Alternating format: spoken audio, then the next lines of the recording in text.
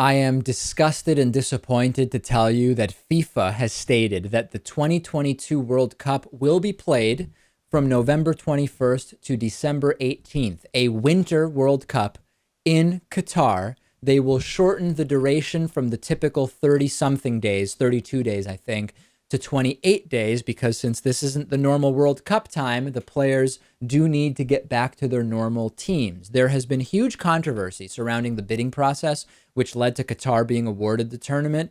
And there has been huge criticism of the fact that it gets really hot in Qatar, and it's going to be insane for the players to hold it in the summer. So, bribery aside, the decision has been made to hold the World Cup in the winter. And this is just so disturbing to me on a number of levels. Number one, the totally corrupt and bogus bidding process. We've talked about FIFA's corruption, Lewis. There's every indication that this was not the best place to have a World Cup, and that some kind of foul play took place with regard to choosing Qatar. Well, it seems that it's over the past couple of years, it has become very clear that there is widespread corruption when it comes to bidding and voting and accepting bids. So, yes, I believe there was definitely some foul play here. This is particularly concerning because of Qatar's record on human rights. Sharia law is the main source of Qatari legislation. Flogging and stoning are legal. Qatar is a forced labor, also known as a slave state country, and there is every indication that migrant workers will be forced into building World Cup facilities. If you drink alcohol as a Muslim in Qatar, you are flogged. Apostasy, also known as quitting your religion, is punishable by the death penalty in Qatar. And sex between gay men is punishable by up to 5 years in prison in Qatar. I guess the silver lining is at least they don't kill you for the gay sex. Yeah, but who knows what happens in those prisons, right?